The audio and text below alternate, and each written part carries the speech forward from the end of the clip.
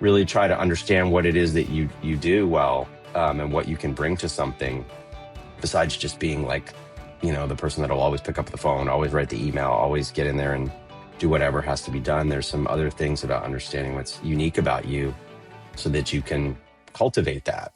And that thing that you do well can have enough kind of energy to it that it's helpful and that you can contribute so you don't burn yourself out.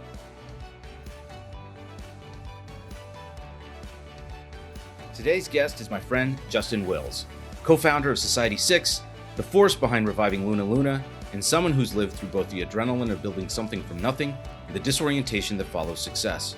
What struck me most is how honestly he talks about the early days, building a company without a business model, no office, no employees, just conviction and trust in his partners. He discusses the burnout after the sale of his company for close to $100 million, the identity loss that followed, and why meaningful work often comes from listening to what feels right, not what looks smart. We talk about how rediscovering his creative instinct, including the moment he uncovered Luna Luna like a lost treasure, helped him to rebuild. Justin's story is a reminder that purpose isn't created by pursuing success, it's discovered by following your curiosity.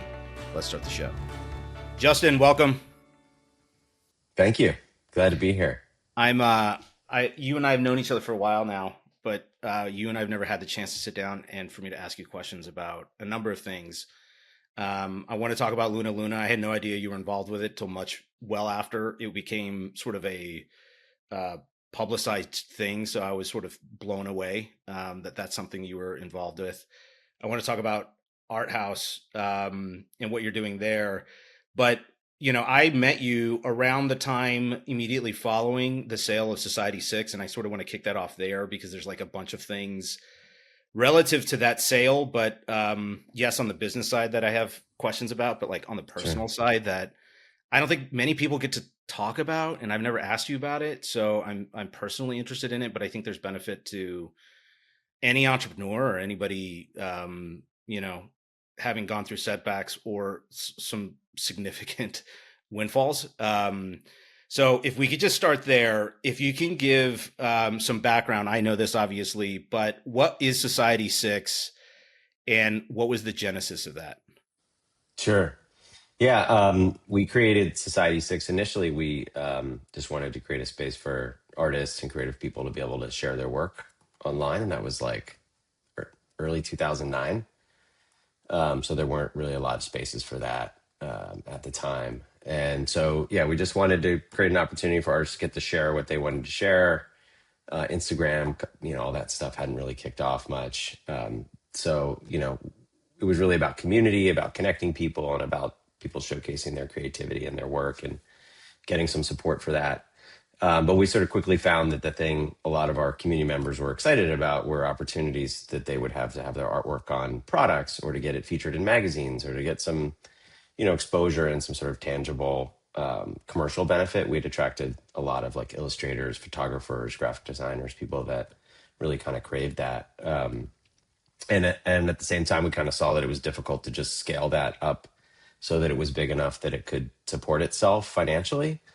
As just a network, and, we kind of just had an epiphany one day that like we have all these files, we already have all this great stuff from people, we could start printing these things on demand on art prints to start with, and kind of give the community what they want and also, have a revenue stream and a way to kind of have a business around this. So we kind of thought about our mission and our purpose and doing something for artists and creative people before we kind of figured out what the business would be around that, which tends to be something that happens to me a lot and something we can kind of talk about more.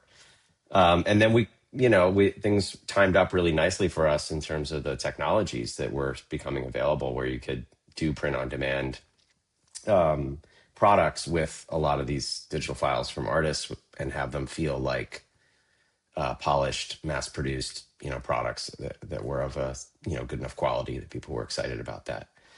So it ended up being a community and a platform for artists, and then, flourished into like a, print-on-demand e-commerce platform for them. And so it was, and it happened quickly. It sort of went really fast from that moment until, it was 2013 when we closed the sale of it. And, part of that was that we had kind of set up a model of wanting to not have any offices, not have any employees, not have any inventory, And there was just three of us working on this project, and that was like a kind of a foundational principle for us in doing this, because we had all worked in situations where the opposite was true. There was a lot of fundraising, a lot of fancy offices, and tons of people, and a lot of cash burn. And so we were trying to do the opposite of that. And I think at some point we kind of outgrew that model, and I think that's when we decided we could either shift ourselves or we would sell the company. So I appreciate you laying that out there, because I don't want to bury the lead for the audience, but that ended up selling, you said in 2013, but that was for 100 million bucks, give or take, Yeah, a little bit for less than that. sure. And it was you and three other founders, maybe, or Myself and two other two founders, others. and we did have an investor who did take a decent portion of that. Was Threadless, Okay. which was like the online t-shirt community. But you didn't take them on until sort of later in the development of the concept. It had already proven its concept out prior to that, Yeah, right? I mean, to some degree, right? We were having some success. It wasn't wild yet, but we were having a lot of success, particularly with a similar artist that they were working with, and a lot of the people that worked at their a lot of their artists also worked at their company, and so they started to see people who worked there using something else. And I think that there was some excitement and maybe some anxiety around that. And so we got a strategic investment from them pretty early on. And it was a difficult time because it was right after the financial crisis. Well, that's where I was going to go. So this So it was was not people were not handing out a lot of totally. speculative money Oh, so to that's exactly people where I for was going. So things. like 2009, 2010, I mean, the world was sort of in shambles. Yeah. eBay was maybe the next best competitor. Etsy hadn't been around since before, with you guys that followed you, right? Yeah. Yeah. And when we were raising money too, hadn't really, when we first started raising money, we didn't have the business figured out. And, so it was even more difficult. And then once we kind of figured out our own way to do it and had gotten some traction with print on demand in our community, we weren't sort of desperately trying to raise a ton of money. I think we just saw this strategic opportunity and we needed a certain amount of capital. But we didn't really have a proven model and then go out and really shop it around after that and try to raise a ton of money. We didn't really want to get in that situation. We saw that there was just a good some good crossover with them. They already had a community, so we would get community members and we would get some other kind of strategic components along with money. So we preferred the strategic money over just money at that point. But yeah, initially it was very rough. I mean, I moved my family up to Oregon, where Dar was going into high school. It was like really kind of tightened everything up. As we can live in Portland, Oregon, really cheaply. Like we can just live off of our savings for a little while. I mean, it was kind of a scary time Well, why to do Portland? that. Because no, was it sales tax or something that was the driver? I don't know. I can't say I have like a great explanation for why it was there. I'd been going up there for I had some client. I worked with Nike and Adidas at the prior company, and so I was up there a lot. And I thought it seemed really laid back. I liked the vibe up there, and yeah, I mean, there's no sales tax, but then everything is just not only is there no sales tax, but like people aren't driving new cars. Like everything was just kind of cheaper in general. And there was nice public schools, and it just felt like an adventure a little bit. So we kind of threw the cats in the car and like drove to Oregon. I don't know. It was beautiful, and it was a great time to be there. But it wasn't. I don't know. It was a little random. So 2009, you're, man, I got to do rough math here, but you're mid 30s, somewhere in that range. Yeah, I guess I was like 34, maybe. So I got a few questions that you can pick and choose or sort of combine them, however you want to sort of address this. But things that Yeah, have crossed my mind before the sale that I want to talk about sort of next. sure. But it's, how was it working with friends? Do you Hmm. have a comment about what it's like partnering creatively and financially? And I think you had a prior professional relationship with these people, but Yeah, sure. combining that long term, comments about partnering with people you have friendly relationships, what it's like in your mid 30s to effectively start over, not just from a career standpoint and having something start up. I'm Hmm. sure you had savings or what have you, but like this is a whole new venture and you're placing an enormous stake in the outcomes of this venture. And then third, doing that all while being a father, um, of a child at a very critical point in their life. Yeah. Yeah, no, it was a lot. The I would say the two guys that I worked with, we weren't friends first. We had worked together. We had both worked at a place called ADD Marketing in our like late 20s. And one of my partners was, we had brought him on. He was doing, we were doing websites for like video game companies and stuff like that, and doing a lot of like marketing microsites. And he, he was a special person. Like he just was one of these few engineers who also was creative. He could do front end, back end. He would do it all himself. He built himself his own, PHP platform for making software on top of that for himself. He just like built this thing. So the guy was just really, really capable, really fast. My other partner, Justin, he had also worked at ADD Marketing. He was kind of more on the sales side. He was a great sales guy, but he also was like deep down an artist. And actually, he's a practicing fine artist now. Like that's what he really wanted to get to. But I think I would say one of the things that it wasn't necessarily that we were friends first. I think there was sort of a competitive respect with us. And it was like, I always felt like I wanted to, and maybe out of, I don't know, a variety of reasons, but I just always felt like I wanted to bring my best with these guys and that I was somehow never performing at their level. And I feel like they've mentioned too that they sort of felt the same drive to like bring their best to this group. And so the three of us just had this, we set the conditions for what we were doing really well. It was just the three of us. We were equal partners. We were all at a moment in our careers where we had tried a few things, done some things, and we just wanted to bet on artists and art and creativity and just take a crack at doing this. And there was just this kind of drive to like work really hard and always bring your best. And they were really good at, and we all wanted to solve problems really efficiently and quickly and make decisions quickly. So we were like on pace with one another all the time. And I think we all liked that.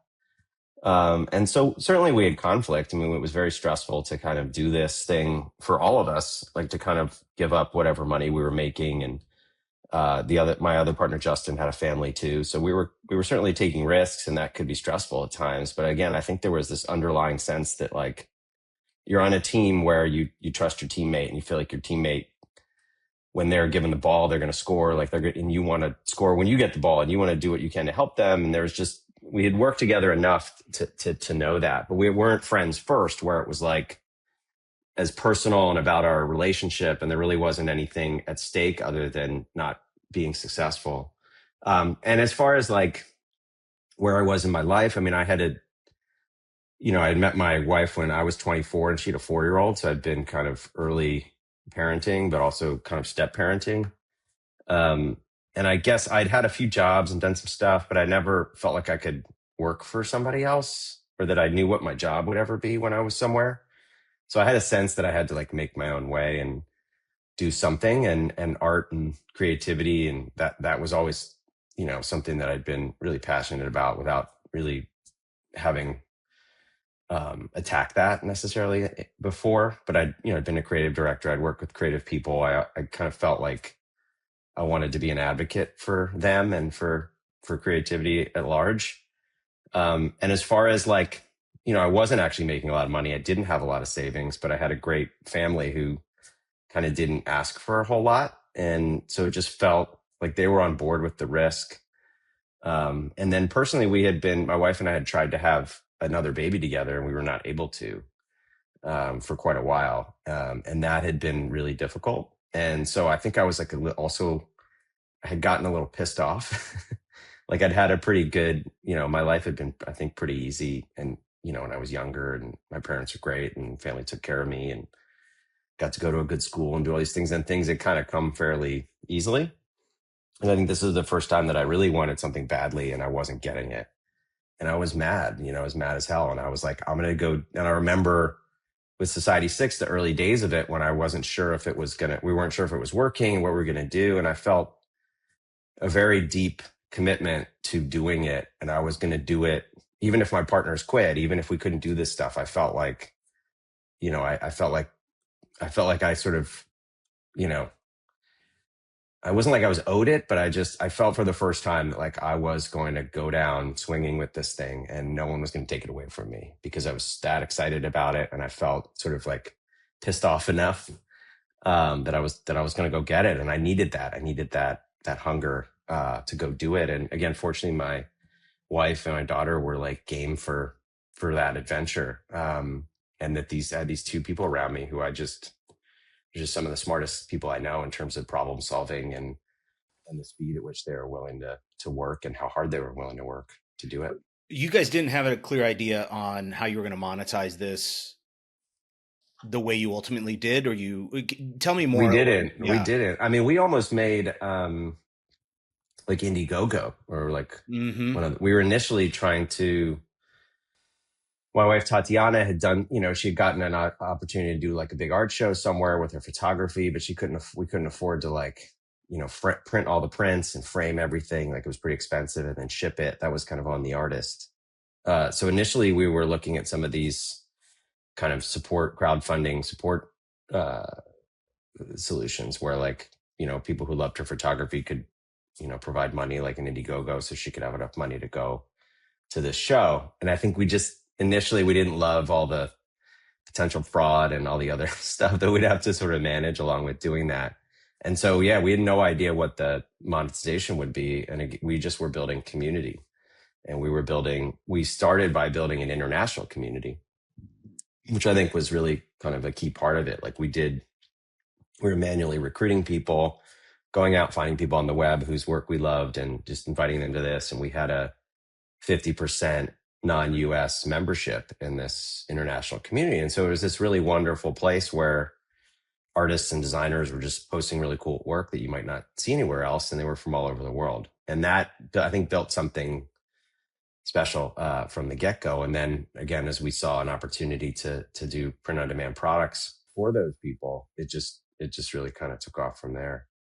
What I find sort of, I guess I keep getting stuck on this because you talk to like younger people who might be trying to get into something. They want to find their purpose. They want to find like what drives them, whatever that might be. And I think there's like a mislabel in that you that sort of reveals itself, like it's not like you're not following your dream. The dream presents itself as you start working through things and you start to identify what doesn't work. And then what does work starts to draw you toward it, or you start to sort of pick away at it and it reveals itself.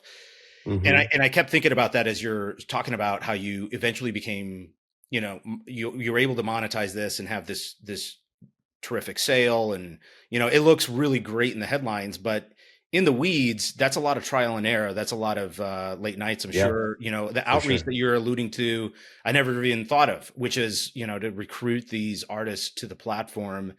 And I guess looking back, or if you were to talk to somebody younger, like how do you view, not just yes, I'm sort of conflating it and they're not equal, but Yeah. you monetized Society 6, but how do you suggest getting to the point? And I think artists tend to have a better feel for this generally, in my opinion, because it's not that they're impervious to outside input, but they have to listen to themselves so much, that they have a greater sense of their own internal voice, probably more so than many others, just by virtue of the fact that they're having to produce something from inside of them, right? So there's like this Yeah. artistic quality that, for better or worse, leads you to have a better sense of trust in your own voice, your own instincts. Yeah, it's a degree of sensitivity. I mean, I think that's what most art and creativity is about listening to that and being different people have different levels of sensitivity to certain things that come in and that they pay attention to. Well, let me ask you this. Um, So as you listen to that and you get more, your sensitivity to your own voice, and sort of that mhm. draw becomes clear. How do you balance that with the outside voices? I mean, did you have any resistance from, it sounds like your family was really supportive, but did Yeah. you have other people saying you're wasting your time? Did you have people saying Well, I mean, I legal think issues? initially you were asking about like young people. And like, I mean, I think the difficulty, obviously, the challenge is if you go and you take other people's money and you do things like that, then you have an obligation to those voices. So I think fortunately, again, I go back to like setting the conditions. Like the three of us just were like, all right, just gonna be the three of us. We're doing everything virtually. We're not going to take venture capital money. Like we made some choices about what would be in our world because to have, we wanted to have choice. We want to have those decisions and we wanted to be able to keep it clean and simple. And I think that allowed us to iterate that way and to sort of find our path. But yeah, I think it would be a very fragile situation had anything been different. I think had the three of us not been capable of all that we needed to accomplish, I think that's a big thing. Sometimes teams get together and they're missing like a core competency that you need to do what you're doing. And so then of course you need money or you need this other person and things get complicated. So it was equal. We could do what we needed to do. We'd kind of kept voices out that we thought could be disruptive. But yeah, I think about this a lot. Like if I was married to a different person, they might have said, hey, this is like, I'm not moving to Oregon so you can reduce how much our life is so that we can do this thing. I don't even know what your business is and when you'll make money, or that could have been there. Yeah. I mean, there's times when people are like, what are you doing? Like, I don't understand what this is. And you hear that. And you need to have that determination. I think on the flip side of that, sometimes people have bad ideas and they stay with them too Yeah. long. So like, when Yeah. do you get out of That's really something? where And I'm I think, going with this is like, how much do you trust yourself and how much do you let outside input? You have to have sort of a barometer, right? Or some sieve yeah, that or you just don't. I mean, it depends. Like I said, if you feel that if you have people who are capable and you're all committed to doing this, you're figuring this out until, it's not going to be over until you quit. Like, I think if you have, some smart people and that you're thinking really clearly about it, I don't think that there is too long. But yeah, it's tough. It's difficult. I don't think there's like one answer to that. I think, but I guess I do find myself repeatedly getting excited about something that I want to do around like people and art and creativity. And I think that like, how will this make money and what business will have comes afterwards. And I think there's a lot of great people out there, people I respect and, sometimes would like to be a little more like where I can like just see the business thing first and then, add the excitement and the interest later. But to me, I get drawn to things, I guess, with my own sensitivity and interest, like something hits me and makes me feel a certain way. And then I now recognize that feeling enough to know like this is one of these situations where I give this everything I have. And it doesn't happen all the time, but it's happening, I think, for at least like a third time. And I can feel that. And I go with that feeling. Well, I'm gonna ask you about this later, but just plant the seed in the back of your head because I'm curious. You guys seem to have gotten a lot of inertia. Like whether you were monetizing at the rate that you needed to or not, there was a rapid increase in users and in artists. So you could see the volume of traffic going up religiously, and so there's that by itself is something that suggests, hey, there's something working here. But I always wonder, like, if that had been in a different time period, or if you were 3 years earlier, or something were Yeah, for different, sure. how long do you keep running on that treadmill before you're like, fuck, man, this is just isn't working right now. And I don't know if you And can answer by the that. way, it felt like that, like in the day Sure. to day, it felt Yeah. like it was like, this Yeah. isn't working. This isn't good enough, but it seems pretty quick. But at the same time, like, every day you're getting up and you're like, shit, like, is this enough orders? Is this enough? Well, at Where's one this point, going? This isn't big enough. you got up to it was 25 million in revenue, Hmm. and that's within 4 years, which is incredible. And this is $2009 too, For which is a sure. considerable difference. Right? I mean, All with so organic, no advertising, like all organic marketing. that's incredible. Now, like I have found But that a you're lot of also paying, bear in mind, like we were sending people money. So sure, like fair enough, once the right? This platform top line started revenue, yep, pushing money out to people, then those people are getting checks and they're talking about it and they're excited. So right, I think that helps a lot when something's spitting money out. yeah. Well, I feel like we could talk about this for well over an hour, but I want to give I don't want to be disrespectful to Society Six because I think it's an incredible story. But I want to talk about some of your other projects. But before I Sure. do, I think one of the critical things that I've always been fascinated by, not just you, but in any circumstance, we've all had wins before, but you had a hell of a win. Like that's life changing sort of a win where um, you're at a point now having to make decisions that you have to approach them from an entirely different set of principles. Maybe you go from growth to preservation. Like I don't know what it is for you, but how would you? I would welcome any sort of uh, takeaways, ideas that you had during that time frame, but from the lens of what do people not talk about when that event happens? How Mm. would you advise somebody? Because I'm not in your shoes, but I can imagine there's a big degree of loneliness when that happens, where all of a sudden the people that are close to you are still close, but maybe they're not the same counsel that they once were as it relates to what do I do now? Not just with my life, Yeah. but also with the windfall that I have. Yeah. No, I mean, you're absolutely right. It was, I guess like the sports analogies, you outkick the coverage. Like you're out there. I think what people, I had been working, and my partners had done this too. We'd sort of thrown everything at this, right? Like, all the risk. We were just three people. Once we'd sold the company, there was like they had 40 people doing the work we were doing. So we were pretty tired. Like we were, physically burnt out, mentally, psychologically pretty tired. And we were working towards this windfall. And I think we could, maybe feel it, 18 months out that there was something here. And so we were really striving to that. But yeah, what no one prepares you for is, you know, there's nobody to turn to and be like, all right, what do I do now? Like I didn't have anybody within my immediate circle. Everybody just thinks, oh, well, this great thing's happening. So you don't have to worry about anything anymore.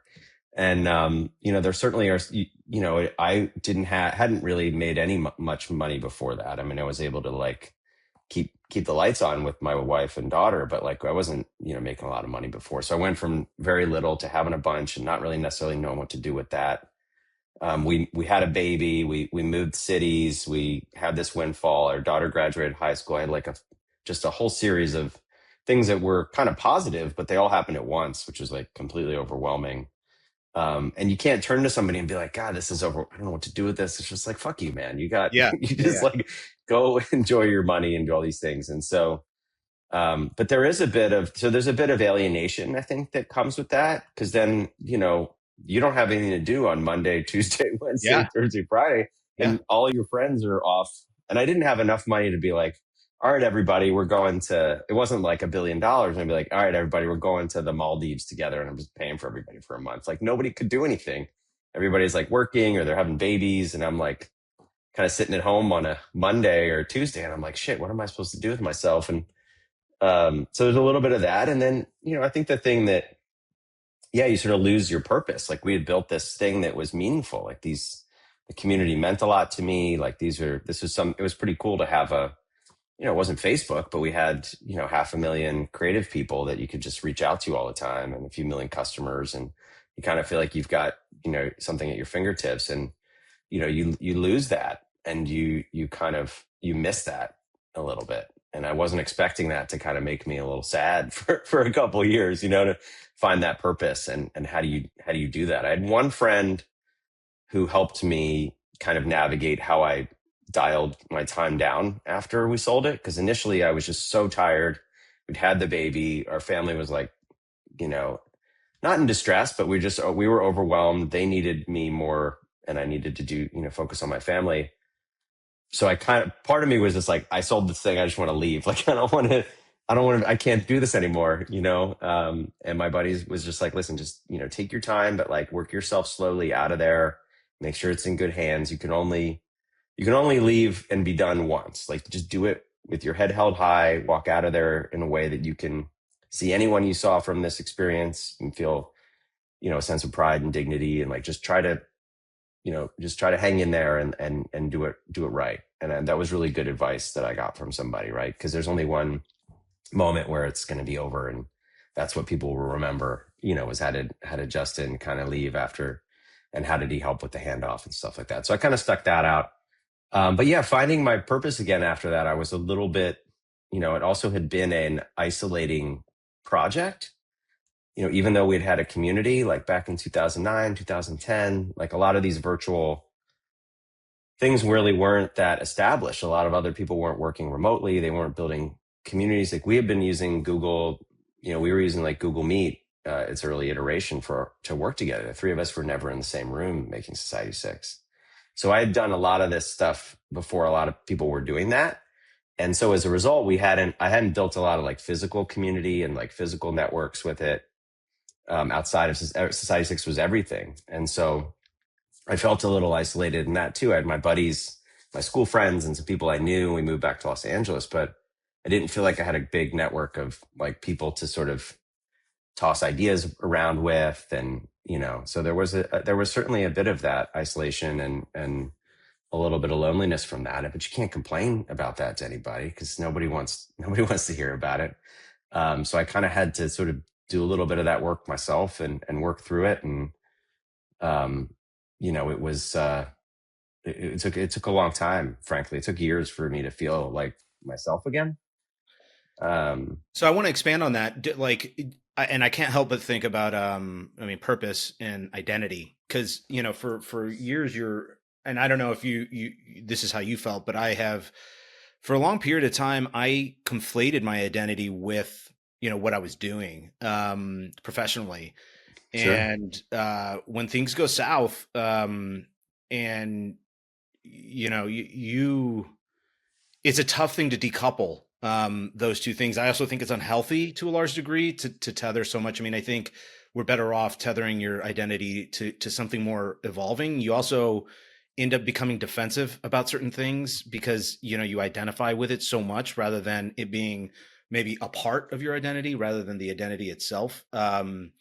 And I guess if you have any comment on that, I mean, did you experience any of that following I the mean, way? 100%. Yeah. I mean, there is a loss of like identity and purpose. Like that had been my thing. I got this cool project that I'm, really, really nicely in control of with these two other guys. We can do what we want, design wise, community wise. It feels good. And then you surrender that in exchange for a bunch of money. And then is money my identity now? Like, Right, is that, right, right. yeah. And I'm sure there are people out there maybe who are more confident or kind of maybe done some of this work before that might have navigated that a little bit better. But I was pretty lost. I felt like it was difficult. But and learning to, it depends too, because I think part of the reason I did stuff like this was I didn't really know who I was anyway. Like I wasn't my mom was a lawyer, my dad was a doctor, so I felt like I was like, you're either Yeah. gonna be a doctor or a Yeah. lawyer, and if you're not, like, what are you doing? I don't understand. Or maybe you're in finance, like, what's your job? And I hadn't done anything specific at a high level where I felt like, okay, this is who I am. I'm a fill in the blank, and fortunately I had a career of like being a generalist and learning a lot of different things, which is really helpful in starting a business, and running a business. And then you can accumulate more knowledge as a generalist and work with great people. But that's a difficult thing to understand when you're young, that like that's a solid identity. I think it actually wasn't until I saw my son as he got older and saw him as an interesting generalist that I realized that was okay and good. Like that was the one time when I was like, wow, that's maybe I'm like that, where I like can do a lot of different things pretty well, but it isn't about me just having this one thing that I'm excellent at that everyone, attributes to me, and that gives me my identity. So I guess the answer is that I've never had, and I haven't had the opportunity of having a clear professional identity that I associate with myself. Um, but that certainly gave me one and then sort of was gone. And so I probably was lost trying to figure out who I am. I did do some writing right after that. I was like, I'd kind of done some screenwriting when I was young, and my wife was like, maybe you should take another crack at that. So I did that for a little bit, but that was a little too isolating for me.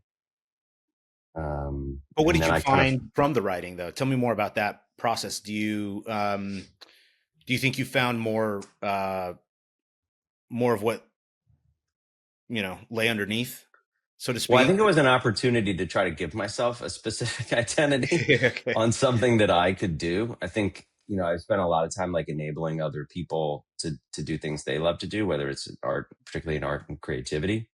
So I was like, well, what if I could get good at this thing? Then I could tell people I'm this thing, and then then I know then I can have an identity again.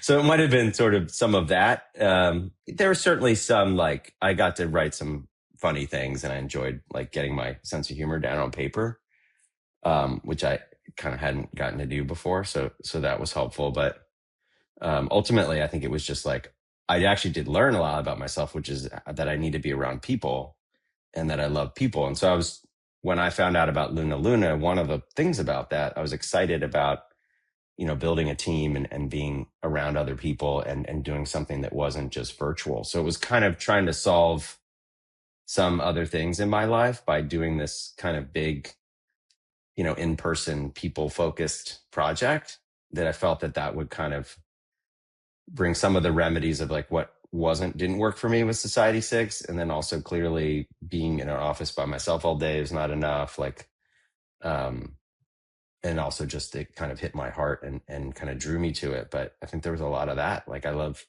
people and being around people. Tell me more about Luna Luna. How did you get involved with that project? I've read a little bit about when it was sort of coming out. A lot of this I didn't know, and I sort of found out sort of in preparation for this conversation. But that's a fascinating sort of It's insane. It's insane. Coming back to life. I mean, can you just give the audience some context for what Luna Luna was before you got reiterated, and then how that was refound, and then how you got involved? So it was an art amusement park that was open in 1987 in Hamburg, Germany for a summer. And it was put together by an Austrian art, polymath artist, Andre Heller, who had been, this was been sort of a maverick Austrian creative guy. I think he was like the son of sort of a candy family or something like that. But it had this kind of dark and dreary father, like post-war Austria, and so he wanted to, like, he was really kind of, all about joy and spreading joy and kind of bringing some brightness into this like post-war, part of the world. And he'd done everything from like operas to like African music things to like fine art painting himself. I mean, just a real wild artist on his own right. And he, like, late 70s, had this idea to create, he sort of looked at amusement parks as moving sculptures. And he thought it would be wonderful if I could bring artists in to sort of create rides and attractions with art on them, and that people could experience this and kind of feel and experience art in a more tangible, immediate way instead of in a museum in a kind of academic sense. And he was a bit of an outcast in his like Austrian, elite community and creative community because of that. He was, a little informal and a little wild. And he had kind of made his way. I think initially, one of the people that helped him with that was Andy Warhol. He knew Andy Warhol, and Warhol introduced him to Basquiat and Haring and Roy Lichtenstein. And he kind of networked his way through a lot of those artists and somehow convinced them to, it was the 80s and they were all kind of up and coming to some degree. I mean, Salvador Dali was obviously a known name at that point, but he's a really charismatic guy, got all these artists to create artworks. Some of them painted directly onto these things. I mean, Keith Haring went to Germany and painted onto the carousel. Basquiat gave Andre some drawings, and they were then applied by the Vienna Opera House art department onto a 100-year-old Ferris wheel. So it was open. People rode the rides. It was apparently like a crazy psychedelic, manic event, like people spilling out into the streets. And but he ran out of money. It was hard to keep the lights on, and so he kind of had to he was working with the city of Vienna for them to buy it. There was some politics there. That kind of fell through, and somehow he got connected with a foundation in San Diego called the Birch Foundation, and they had been like the heirs to they had owned a whole bunch of land near San Diego that had been ranch land, and they just were selling off these parcels, and they do a lot of giving, particularly in like the medical field and stuff. And for some reason they were excited about this project, and they wanted to bring it to Balboa Park in San Diego and build a home for this. And they were going to add rides and all this stuff. And that deal fell through in the early 90s. and Andre and this party got into a lawsuit over that transaction. It took about, I think, 10 years for that to be settled, and the buyer lost and ultimately had to kind of pay for Luna Luna and bring it to the United States in these shipping containers. But at that point, they didn't really didn't want it and didn't know what to do with it. I mean, they loved it and they loved Andre at the end of the day, but I think they were just, it's a lot. 42 shipping containers worth of amusement park rides. And so they just parked it on a ranch in Texas on some land that the foundation owned from, I think it was like, yeah, it was like 2007 until 2022. So when we ultimately took possession and brought it to a studio in downtown LA, I had, let's see, I had right after the sale of Society 6, Tatiana and I went to Art Basel and we were like doing our first, I'd always collected art, but I usually collected like screen prints and things like that. We're like, let's go, check out some real art. And we bought a piece that we loved from a woman that we met there. And it turned out her husband is an art attorney, who was kind of, at the time I was kind of working on a little bit of a family research project about a certain artist. And I became friends with him and we became friends with, his wife. And so he and I had this, well, part of my writing that I was doing was around like art crimes and art thieves and art cops. And so I kind of had always had this interest in lost art and that kind of stuff. And he knew a lot about these topics, because he's an art attorney and he specializes in a lot of art transactions, but he also has known some, he knows all those folks that may be involved in an art transaction that goes poorly, or an art theft, or the recovery of art. So we had like a fascinating relationship around that stuff, probably from like 2014 to 2019. He and I were out at a show and he told me about Luna Luna. So he had gotten asked to kind of help Andre Heller buy back Luna Luna. And he thought I would be interested because of Society 6 and working with artists on merchandise and products. And it just sounded like, it was like this thing that just kind of came out of nowhere. I think, in the year before that, I was like, I really need to find something new. I want to get back out there and like be involved in some things. I was doing some advisory work, working with some startups and trying to get my feet wet again and get off the bench. And there was this thing, it just sounded kind of wild and crazy. And, it blew my mind. And so we spent that time trying to figure out who could help us buy this back, with Andre Heller. And meanwhile, Drake, his production company, was also interested in it through another person that had shown it to them, Michael Goldberg. And then in around, I think 2021, the two parties came together and formed a joint venture and came up with the money. How did the two parties get connected? Because if you're circling it, you might not actually know who the other sort of players are looking to acquire. Through Andre Heller. So the other Drake's production company was working with this guy named Michael Goldberg, who's runs a creative shop in New York.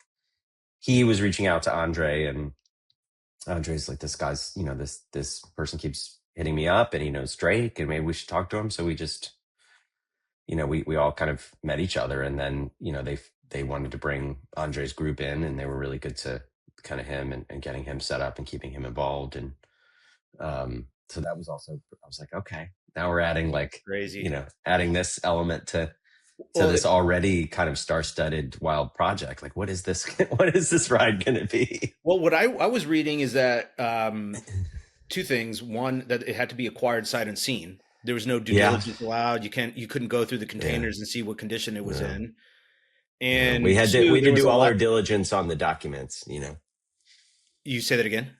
We had to do all our diligence on the documents, which were in German. So we had like contracts from the 80s. We had some photos. There was one repacking in 2007 before they shipped it to the Birch Foundation. So it was a condition report to see. But the Birch had not. You had no idea what they did with the Birch Foundation. Well, they didn't want to open it because they didn't want to be responsible because they weren't going to do anything with it. They're like, we don't want to be responsible for what's inside or what's not inside.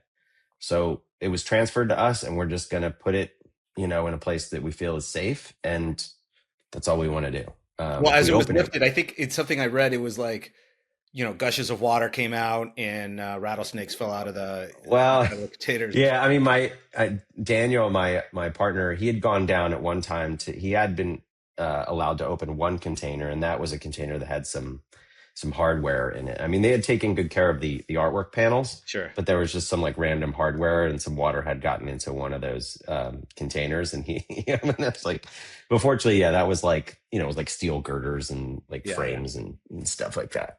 Well, and then the second thing I had read was that it was a friction riddled negotiation until they found out that Drake was involved. At which point it greased the wheels enough to get it over the final hump. Is that I true? mean, so yeah, I mean, we had like we'd been I mean, we had been kind of reaching out to the attorney for them, the foundation, for a while, and they wouldn't they were very kind of secretive. They didn't want to talk too much until they knew something was there. But you never know.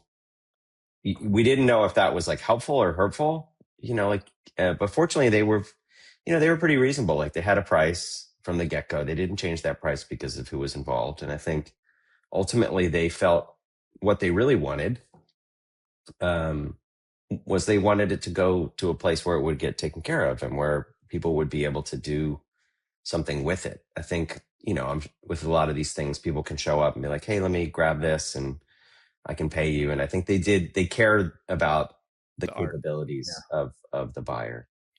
So fast forward, what you opened up the containers. I mean, I would imagine Andre being involved was pretty critical to understand how these pieces might go together. What? Well, but it was COVID and he couldn't travel. Oh man. So, and he's an older gentleman too. So he definitely didn't want to get COVID. And so we had to kind of open this stuff initially with like over Zoom. Like I was like pushing a cart around with this like laptop on it so he could see. Like he didn't really get to see that initial opening for when we were doing it. But we opened the merchandise first, which was like really fun to open because there was thousands and thousands of t-shirts and original posters, and that was a pretty neat piece. But about one or two containers worth of original merch from the 80s. So we opened that up first, and then we started pulling out the Basquiat panels, and things were in really good shape. I mean, it was like one of these things you didn't know what you'd get, but it was great. I mean, there really was very little where you were like, shit, what do we do? So And what? we had reproduction rights. So I think the one saving grace was like, if this is all terrible, like in Right. theory they could be remade, although that's not as cool as having the originals. So what? Take us from that point in 2020 to now. So we were in 2022 was when we got everything. And it took a while to like pull everything out, figure out how it all went together. We had, a pretty awesome studio team. We had a big 50,000 square foot warehouse in Boyle Heights where we could kind of pull everything together. It wasn't tall enough to like build everything out. But we got a lot of the stuff built out. And then it was just, a lot, the big dream for it is to build, new rides and attractions and have a park. We were going down that road. I think initially we were looking at the future first instead of maybe, and again, there was no roadmap for like how you do this. I would say if I could do it again, I think we would all probably like, how do we, I would have loved to like exposed people to the studio where we were building it, maybe let people pay tickets to kind of come see that. Cause we had a lot of celebrities and people in the art world who would come, we'd give them private tours and things like that. But I think we could have probably done some more incremental work, and like built the community and done that a little bit. I think it was one of these things, we got this big thing dropped on us. We had big ambitions and we kind of went after the big ambitions initially. And I think we spent some time doing that, and it can be pretty costly to do that. And then then we sort of felt like, oh, now we really do need to pivot back to the historical works and just show them and like get started, because it was hard to get started with something of that scale. And you have celebrities involved and people, whose reputations are important. You have to kind of respect that and make smart moves along the way. But it's not like, Society 6 was the total opposite. Like we would just release changes like on Friday and we just test stuff and see how it went. It's hard to do that when you have like 42 shipping containers, warehouses, giant rides. Like where do you begin? And so we ended up showing it in Los Angeles at the end of 2023.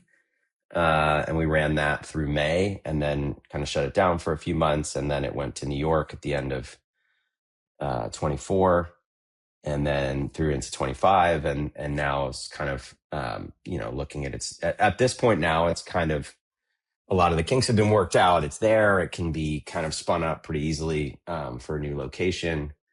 And I've kind of, moved into sort of more of an advisory role, and because a lot of the operations and management of it all have kind of, gotten a lot more simplified and are largely contained within Dream Crew.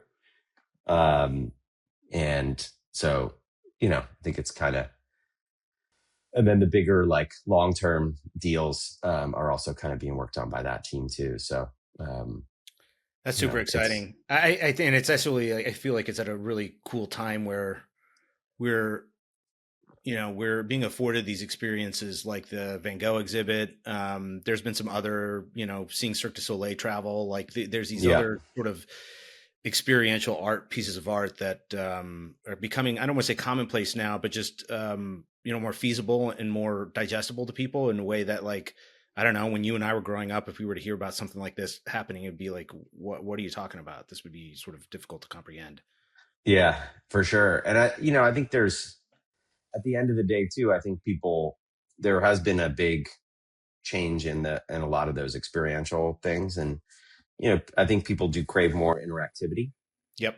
And I think so that was one of the things on our minds, which was like, we know this stuff is beautiful and the story is really cool, but we really want people to be able to ride the rides and interact with this stuff. And it was a little challenging. I mean, like I said, the Ferris wheel was like 100-year-old wooden Ferris wheel. We just like couldn't put people on it, and we really wanted to.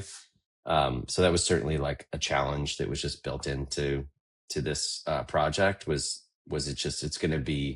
It's going to take a few more years and some time to get to the point where there's enough capital to sort of do that. But that's what people want. We want to give them the real experience as opposed to just looking at it. But yeah, to me, it was just like this Indiana Jones thing. I was like, oh, there's like a lost treasure nobody knows about. Yeah. I can't, like, where do I go? How do I sign up? Like, I was just willing to do whatever it took for that. And the good news is I got to work. We had so many great, when we were like really building the team up. And at one point, we had, a pretty significant group of folks working on that. And just, it was one of these projects that just everybody who worked on it was so enamored and mesmerized by the story that you ended up with a great team, kind of automatically. Like everyone Yeah. was there because they loved it. And I thought that was pretty special. I feel like this is documentary material. Well, there is a documentary, and hopefully it's coming out soon. Oh, that's awesome. I didn't know that. Yeah. So what are you doing now? I know I don't know if this is a good time to talk about Art House. Like, how are you feeling your days today? Yeah, I mean, I've been working on a social beverage platform with an art component to it, and it's a little bit under the radar at the moment. We should be kind of bringing that out early next year, but there's going to be an artist community and an artist platform, and an opportunity for visual artists to get their artwork onto can labels and packaging. And working with somebody with a lot of beverage experience. So he's kind of put together a delicious iced tea set of flavored iced teas. And I'm kind of building out the platform actually with a couple of folks that I had worked with at Demand Media when we sold Society 6, and people who'd been there. So and it's actually pretty cool to build a platform now with all the tools that are available. We made Society 6 from scratch. But like we're working in Shopify and making our own private Shopify app and plugging in all the tools. And I'm like, this is crazy. Like everything's here. I was making fraud detection systems and customer support systems for ourselves and doing all that stuff, on our own. So it's pretty fun to kind of get back into it. And I'm enjoying, like, I went from like building that to then building a big team and being a COO and a founder in that sense of something physical. And now it's like back to being able to be actually designing things, and like moving boxes around on a screen again is fun. But also, like, in the back of my head, I keep reminding myself, like, yes, I'm at the computer making something, but I also need to, what I like is there's going to be some in-person things. There's going to be some kind of community. outside of the computer, and that I need to like remember that there's I need to engage with people in the real world still, you know. What is your, as an entrepreneur of your ilk, like what's your day like? What does an ideal day look like from wake up to? My day, but I'm not an early riser, I can tell you that. Um, so I get up and spend a little time with my son. I always like to be the one to drop him off at school, so I get to have a little time with him. Um, we have a new Australian Shepherd that we got, so I take her to the dog park and I do some emails and some phone calls and kind of planning things out for myself while she plays with other dogs. And then, I do like that kind of core mid morning time for like if I need to do any like design sprints or like work on a certain document or really kind of bang something out. I like to have a nice couple hours in front of the computer there. And then I need to like, to me after that, it's all about like moving around, and for me more in the afternoon, getting some exercise. And then I kind of come back to like reflecting on what needs to get done, maybe thinking about ideas, um, kind of brainstorming and having a little bit more of an open time toward the end of the day. And then it just, it's going to vary too. I'll look at like, if there's other ideas that I might have or things that I'm pursuing, I might kind of chew on those in the evening, because I'm more of a night owl than a morning person. So I like have a little bit of after people have gone to sleep, probably like another hour of just, a little sort of creative thought and planning Yep. that I do there. I So know that we're feels coming. like if that was every day, like I'd be that works for me. Sounds like a good day. I know we're coming up on time, but I'd be remiss before closing this out if I didn't at least ask, as you look back on the disparate experiences you've had from creative perspectives and from operational perspectives. I know you mentioned, um, there's been some major stresses happening at once at different points within your life. But you've also sort of, they may not be related, but I think in some ways they are, the shifting priorities as it relates to, sort of where in your life. It's not necessarily time wise, but maybe experientially. How do you, talking to your son, for example, how would you advise or give him perspective about how those priorities shift, and how to pragmatically implement some sort of principles or criteria upon which to guide how you navigate those occurrences? Mm. I mean, that's an interesting question. I think one thing certainly was a good learning experience was like, don't change too much at once. If you can, if there are changes coming or things in your life, try to like settle in and like don't, create extra change for yourself. Because I think we have a tolerance for how much change we can have, even if it's good. It still kind of accumulates into being stressful. So there's that. And then I think, look, I think the truth is that your priorities are going to shift, and you do want balance, right? Like the day I just rifled through has hopefully a lot of balance in it, and you're sort of hoping that like each day has balance. I think the reality is that things kind of shift in your life, and things get out of balance a little bit more over periods of time, right? Like there may be like a period where you just need to be really focused on a project, and you're going to sacrifice some things for that project for a period of time.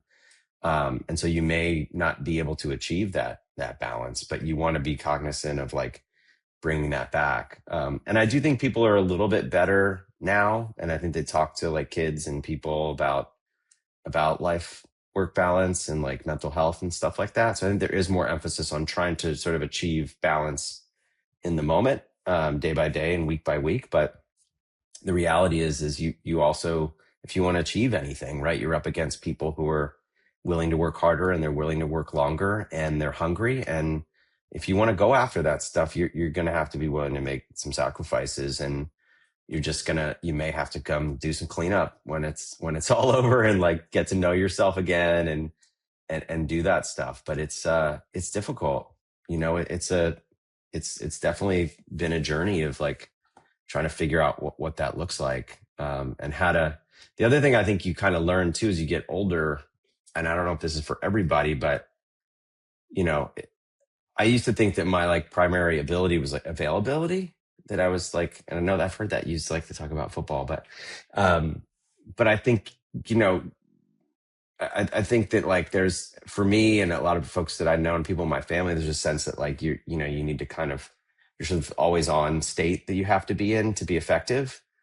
Um, and I don't and I know that that feels like kind of something you have to do when you're young, and maybe it is tied to like gaining some wisdom and being a little bit more having enough experience that you can be more efficient with your time. But I do think you have to really try to understand what it is that you do well, and what you can bring to something besides just being like, you know, the person that'll always pick up the phone, always write the email, always get in there and do whatever has to be done. There's some other things about understanding what's unique about you so that you can you can cultivate that. And that you can that thing that you do well can have enough kind of energy to it that it's helpful and that you can contribute so you don't burn yourself out. Burnout is a real I've said this to some, you know, young founders I've talked to or people that I've worked with, like burnout's real and you do have to be you have to be careful about it. And so to the extent that you are willing to burn yourself out, you just need to know that like you might have to do just as much time afterwards, like fixing yourself as you did burning yourself out. Like if you if you run yourself too hard for 3 or 4 years, it might take you 3 or 4 years to like recover. So just you have to think about that. I really appreciate that response because like there's this harping on, you know, work life balance. And you can hope to achieve it on a day to day basis, but the reality, as you said, is like I think you sort of there's seasons, right, where you know for a certain number of months or weeks, however long it is, where you just have to grind it out, and but you have to understand that there's the recovery period, and that's something I think I wish I would have done earlier. Was just sort of like to your point about always being on. Is like no, there's going to be sort of a time where I'm just off. Like I just need to Yeah. recover. Well, and you can't be all things to all people too, right? No, There's gonna be a period of your no, life where you can't, and that's how I felt after we sold Society Six. I felt like I couldn't be myself, or I couldn't be of value to anyone. Like I felt like I couldn't be of value at work the way I wanted to at home. I just felt stretched too thin and burnt out to the extent that like everyone was getting like a diminished version of me. yeah, man.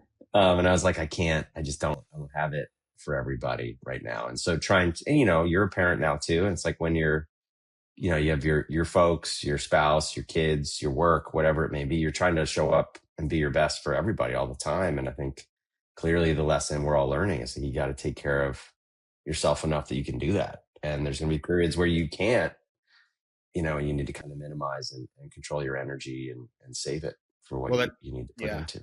To your point, I think like you know they say that your most valuable asset is time, and I think it's not time; it's energy. Is sort of preserving your own willpower too. But Yeah. this is awesome, man. I'm glad I was able to finally have this conversation. I think I could talk to you for much longer than this. I somewhat regret that I wasn't able to have this conversation sooner because there's a lot of wisdom in what you're saying, and I really appreciate what you're doing and what you're sharing. I think there's going to be a lot of value for a lot of people. Um, I any hope so. closing Glad to thoughts hear it. or things you think we might have missed?